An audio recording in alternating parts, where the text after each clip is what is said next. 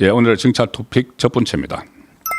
윤 특검 수사 보이콧, 사실상 보이콧 한 거죠. 그런데 이 특검은 조은석 특검은 구치 소장에게 화풀이를 했다. 이 이야기는 오늘 제가 혼술 시간에 한번 전해 들었습니다. 그러니까 지금 소위 말하는 인치, 그러니까 윤석열 전 대통령이 이 서울구치소에 있는데 서울구치소로 특검이 수사관들이 들어가지를 못하니까는 교도관들에게 끌고 나오라는 거죠. 끌고 나와서 특검 조사실로 데려와라고 하는데 이 교도관들이 아무리 그래도 전직 대통령인데 그 소환에 응하지 않고 있는데 강제 인치를 하려면은 강제로 끌고 나오려면은 한 교도관 4명이 달려들어서 뭐 사지를 들어서 나오는 그런 상황이 되겠죠. 근데 그건 할 수 없는 겁니다. 전직 대통령인데. 자, 그런데 그걸 하라고 이 특검이 이 구치소장에게 이 닥달을 하는 겁니다. 그리고 조사해서 처벌하겠다는 이야기까지 지금 나오는 상황이죠. 그 전에는 어제까지만 해도 그런 말이 없었는데 강제 인치해서 교도소장에게 이 어떤 그 추궁을 하겠다, 책임을 묻겠다 이런 말이 없었는데 어제 박찬대가 이 본인의 이 페이스북에 교도소장 그 구치소장, 서울구치소장 이름까지 딱 적시를 하면서 김현우 서울구치소장을 막 비판을 했습니다. 김현우 서울구치소장 이름까지 해서 좌표를 찍는 거죠. 박찬대가 서울구치소장이 특검의 인치 지휘를 거부하고 있다. 그렇게 이야기를 하면서 김현우 소장은 아직도 윤석열을 대통령으로 모시려 하는 것이냐 이렇게 공격을 합니다. 그러니 특검이 갑자기 그 어제만 해도 어떤 불가피성을 이야기를 했습니다. 전직 대통령이라서 이 교도관들도 그렇게까지는 하지 못하는 그런 상황이다 이렇게 설명을 했는데 오늘은 갑자기 이 박지영 특검보 계속 이 여론전을 하고 있는 사람이죠. 박지영 특검보가 이렇게 이야기를 합니다. 특검이 그 박지영 특검보가 인치를 하지 못하면은 서울구치소에 대해서 엄중한 책임을 묻겠다. 이렇게 또 나옵니다. 자, 근데 어쨌든 지금 오늘도 이거 그 불발됐습니다. 윤석열 전 대통령이 소환에 응하지 않았고 그렇다고 뭐 구치소에서 뭐 사지를 이렇게 들고 나올 수도 없는 상황이고 자, 그런 상황이어서 사실상 앞으로도 아마 특검의 조사에는 이제 윤석열 전 대통령이 응하지 않는 그런 상황이 돼서 사실상 이 보이콧하는 상태로 갈 가능성이 있고 그러면은 특검은 지금 구속 기소를 구속 기간이 끝나기 전에 구속 기소를 하는 방안도 지금 검토를 하고 있다는 이야기가 나오고 있습니다. 이게 만약에 특검이 정말 윤석열 전 대통령을 조사를 할 목적이라면은 이렇게 안 하죠. 조사를 할 목적이라면은 방문 조사도 하고 또 뭐 여러 가지 그 방법이 있죠. 그런데 굳이 이 특검으로 데려오려고 하는 것은 일종의 망신 주기 그리고 위압감을 조성을 해서 다른 관련자들도 말을 잘 듣도록 하려는 그런 그 목적으로 이루어지는 겁니다. 실제로 2018년에 이명박 전 대통령이 이 구치소 방문 조사를 그때 검찰이 했습니다. 검찰이 방문 조사를 하려고 했는데 방문 조사도 응하지 않았죠.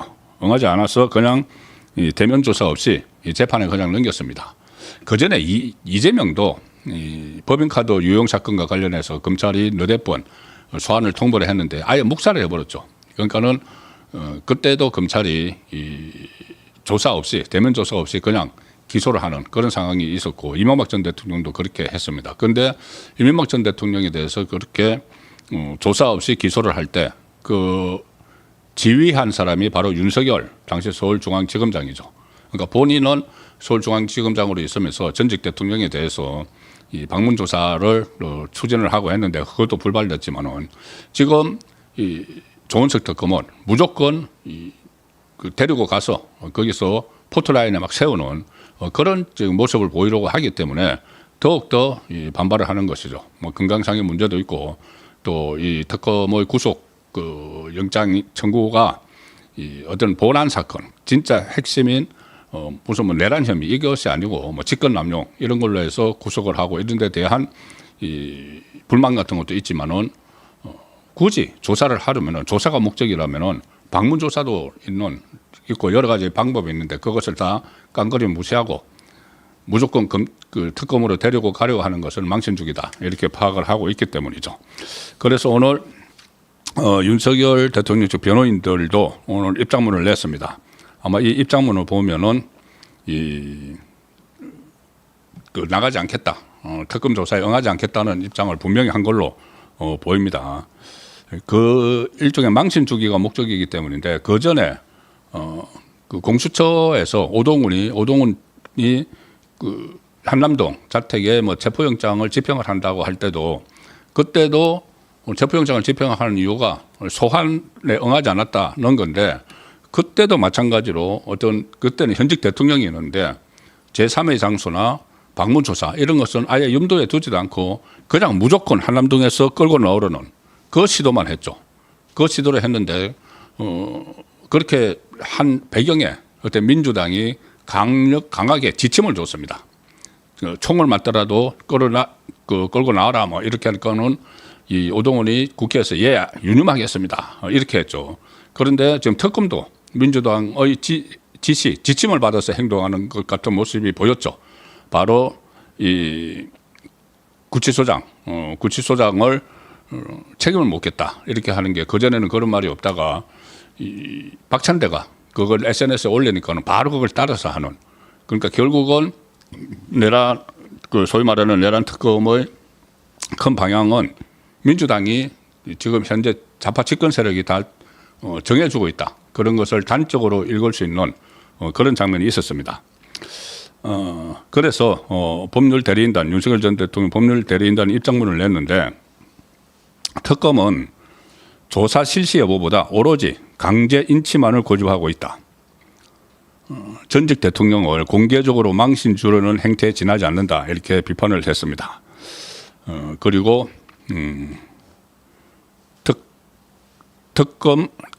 특검보는 지금 여론전을 펼치는 박지영이죠. 특검보는 임의 수사 원칙과 기존 간행, 법리를 무시하거나 왜곡을 다 하고 마치 강제 인치 외에 다른 방법이 없는 것처럼 피의자를 압박을 하고 있다.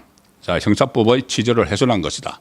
그래서 이렇게 보면은 윤석열 전 대통령이 다시 뭐 출석을 하거나 그런 일은 없을 것 같습니다. 일단 다 보이콧을 하는. 이제 재판은 지기현 부장판사가 하는 재판은 응할 가능성이 있지만은 일단 여기 이 내란 특검이 끝이 아니고 시작이죠. 그 다음에 뭐 최상병 특검, 김건희 특검 여기서도 윤석열 전 대통령을 소환 조사하겠다는 이야기를 벌써부터 하고 있기 때문에 감당이 안 됩니다. 감당이 안 되고 그렇게 되면은 완전히 정치적으로 뭐 악용이 될 수 있는 여지도 많기 때문에 아예 이렇게 박근혜 전 대통령, 이명박 전 대통령처럼 딱 끊어버리는 그런 자세를 지금 보이고 있는 것이죠. 이 말씀을 드리면서 다시 또 생각나는 것이 왜 우파 보수 대통령들만 이렇게 탄핵을 당하고 검찰 조사를 이렇게 받고 물론 그전에 노무현 전 대통령도 있었지만은 근래 들어서 연속적으로 그렇게 하는지 참 답답한 노릇입니다.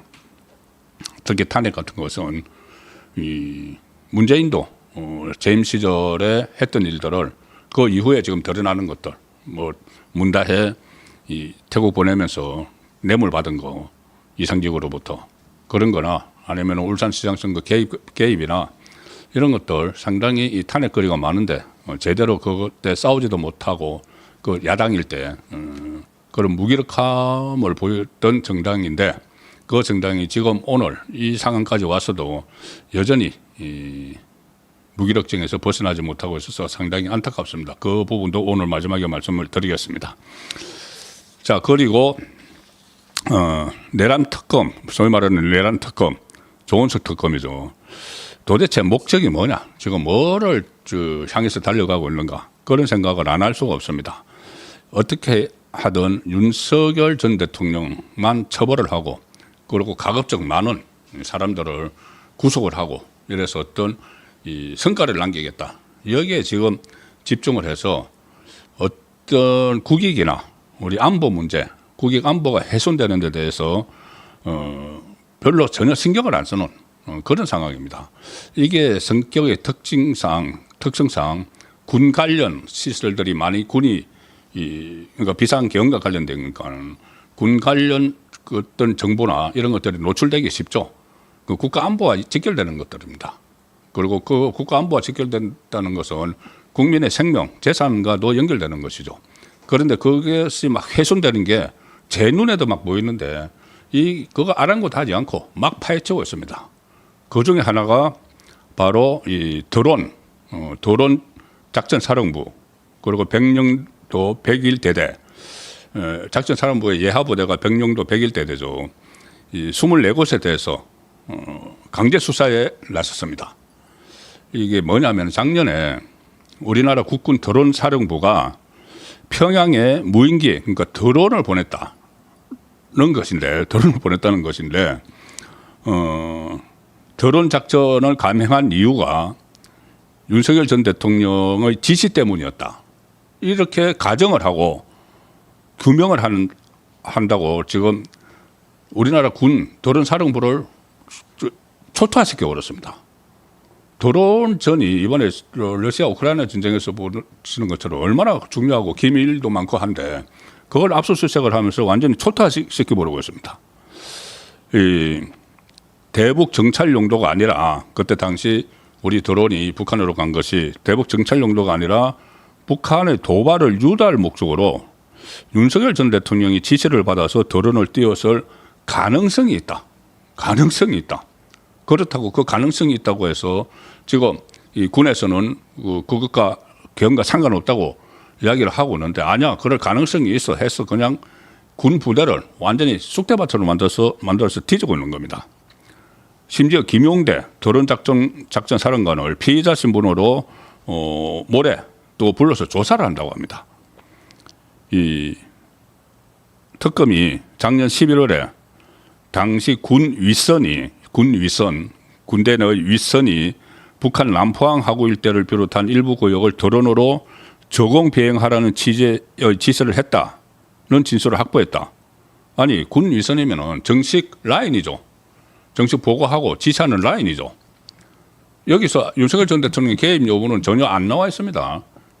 그리고 정식 지휘 라인에 의해서 하는 거고, 아니 정찰할 필요가 있으면은 이 정찰을 해야 되는 것이죠. 정찰을 해야 되는 거고, 특히 2022년에 기억하시겠지만은 북한의 무인기가 5대가 서울 상공으로 날아왔죠. 그래서 그때 용산까지 용산 대통령실 위에까지 비행을 했다. 그때 큰 논란이 있었지 않습니까? 그러면 거기에 대해서 맞대응하는 차원에서 이 드론 무인기를 띄우고 이런 군사적 목적에 의해서 했을 가능성이 더 큰데 이것까지도 마치 이 계엄을 위하여서 북한에 대해서 도발을 했다. 그 전에 이재명 후보 시절에 그런 이야기를 했습니다. 김정은이 잘 견뎌줬다. 이렇게 도발을 하는데도 김정은이 잘 견뎌줬다. 이런 이야기를 이재명이 했었죠. 지금 이 소위 말하는 특검팀이 수사하는 게 그 같은 맥락입니다. 우리가 도발을 먼저 해서 북한의 이 반격을 받으면은 이 비상계엄을 선포를 하겠다. 그것을 가정을 해서 이런 드론 작전을 벌였다는 걸 이런 가정하에 지금 이 압수수색을 막 하고 있는 거죠.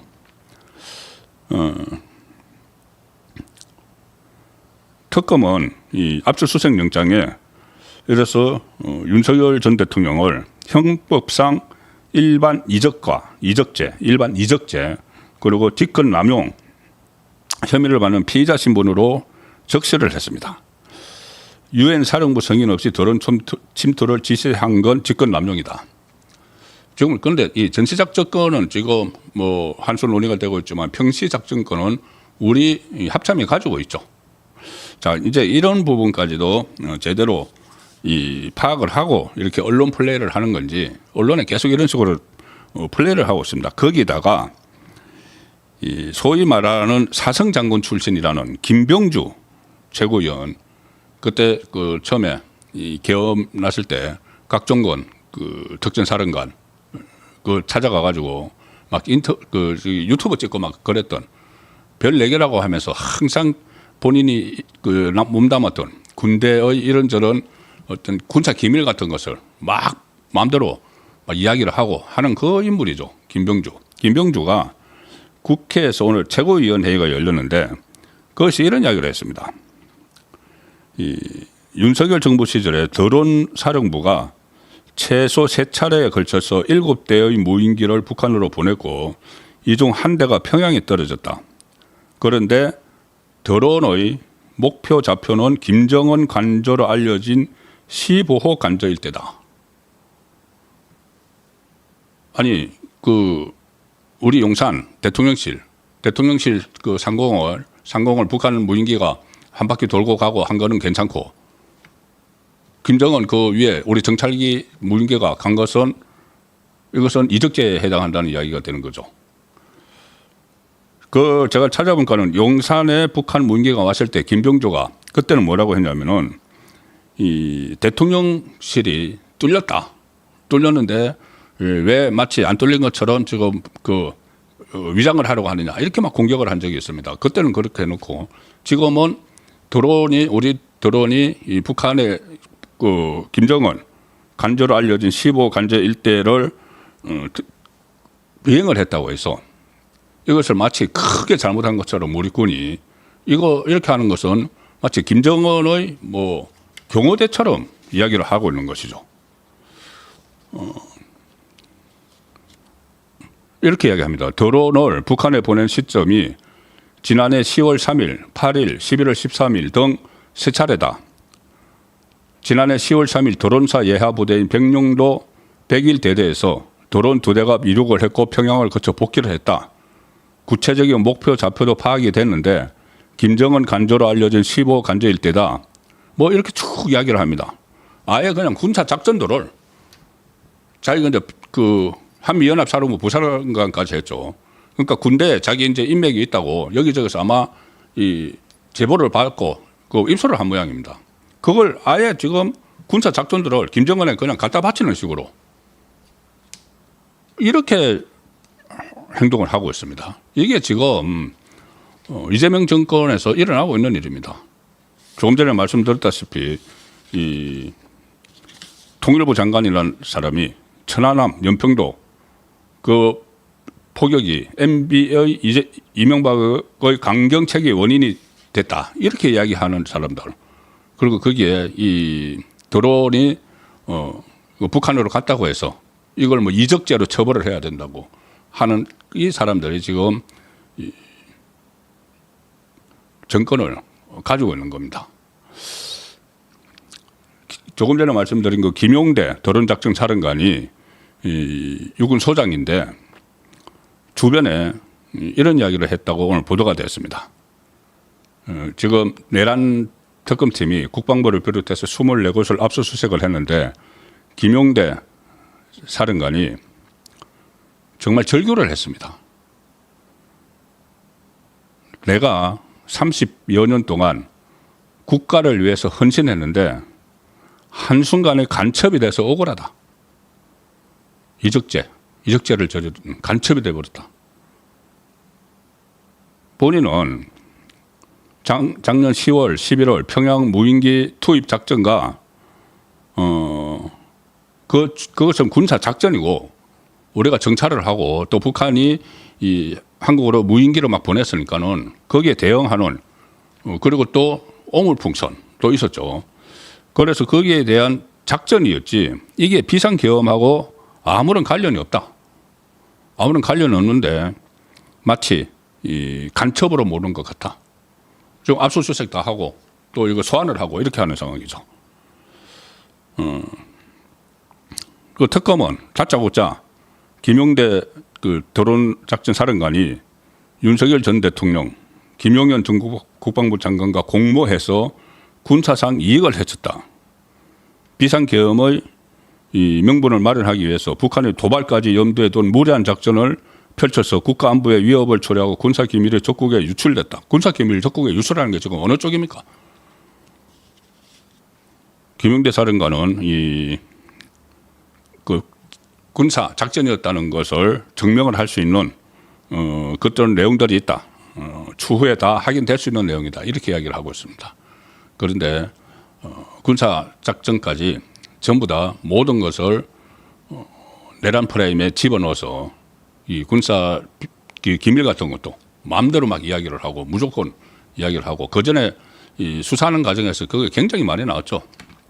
우리 국민들이 미처 알지 못했던 내용들 그냥 아마 이 북한에서는 그냥 한국에서 보도되는 내용들만 봐도 우리 군사 지형 같은 거 어떤 배치도 이런 걸 다 그냥 손쉽게 파악을 했을 겁니다. 그런데 지금 와서